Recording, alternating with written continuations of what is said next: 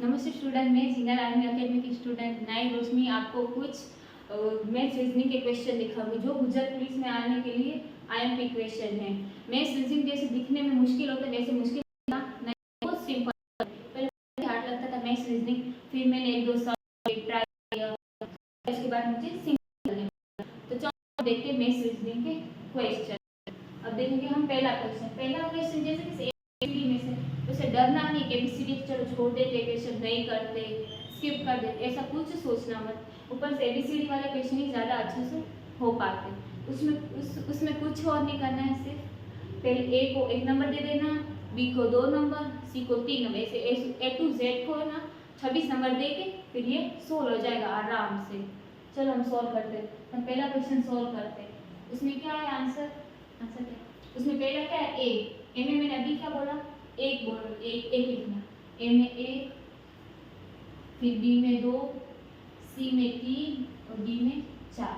तो यहाँ कैसे एक एक बढ़ रहा है? पहले 1 था, फिर 2 था, फिर 3, फिर 4। तो यहाँ इसका आंसर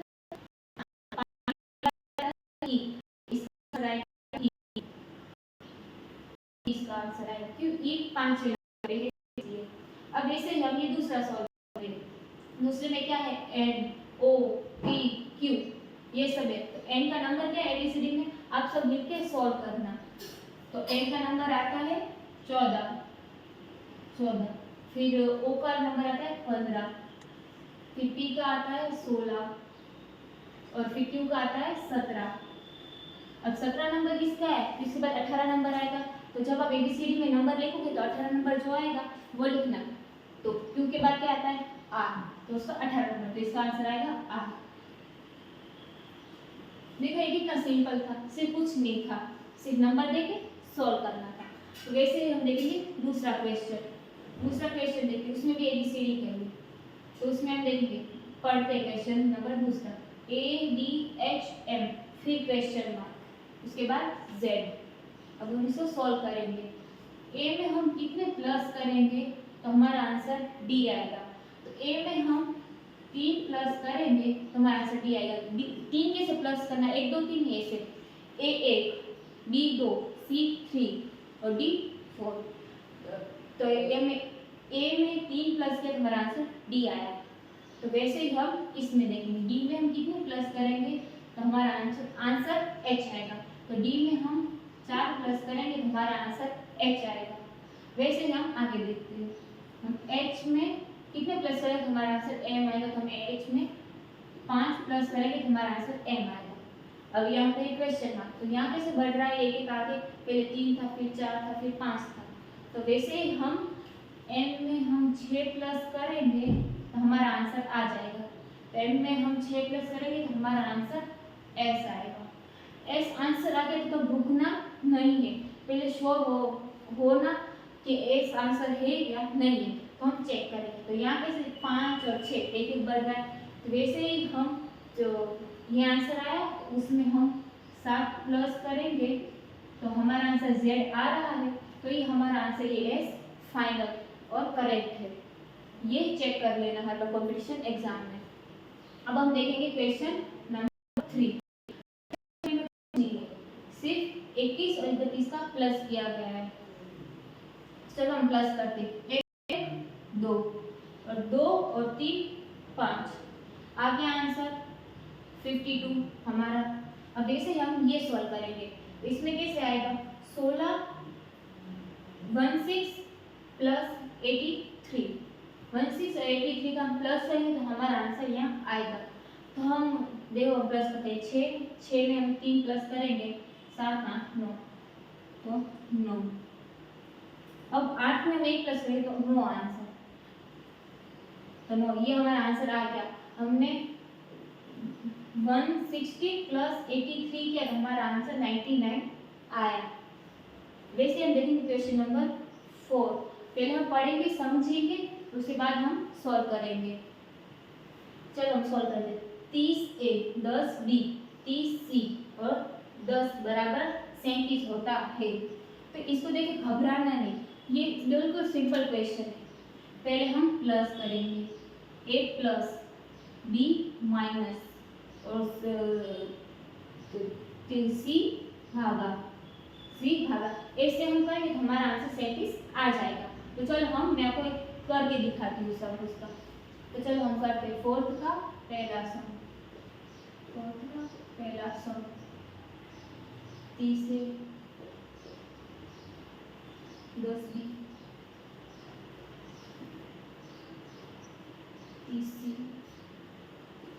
और 10 बराबर 37। तो चलो हम सॉल्व करते हैं। जैसे मैंने यहाँ कैसे बोला प्लस माइनस और भाग, तो वैसे ही हम करेंगे सॉल्व। तो हम 30 में 10 प्लस करेंगे तो हमारा आंसर क्या आएगा 40।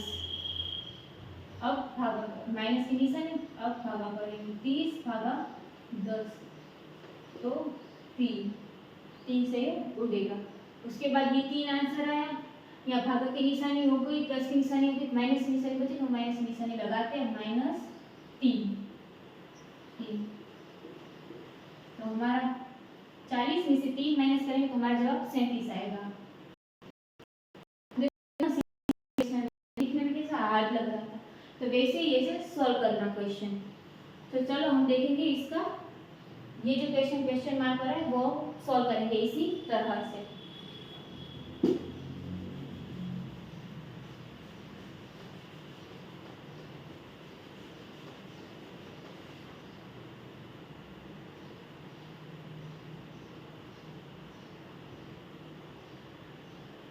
अब जैसे क्वेश्चन 1 सॉल्व किया था वैसे आप 2 कर लेना और 3 में सॉल्व करवाती हूँ अभी। तो 3 में क्या है 64A 34B और 50C और 5, उसका आंसर क्या होगा। चलो देखिए उसका आंसर क्या होगा।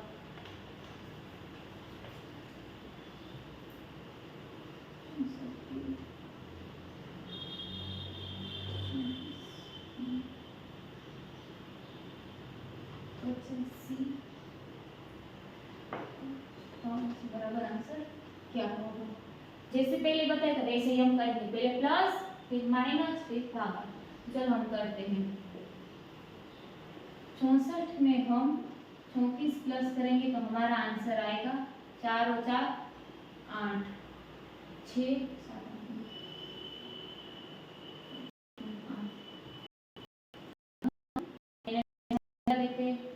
और 5 भागे 5 50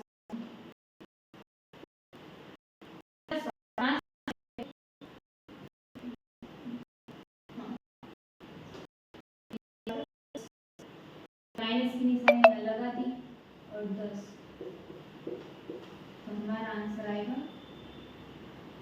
अब 98 में 10 माइनस करें तो हमारा आंसर आएगा 88।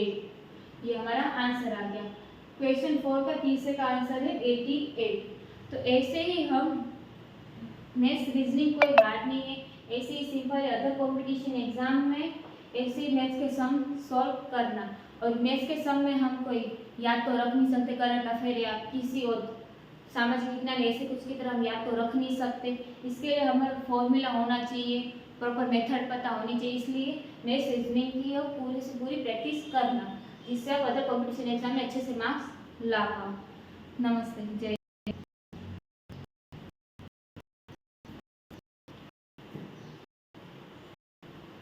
और मेरे वीडियो को लाइक करो, कमेंट करो, शेयर करो, सब्सक्राइब भी करो।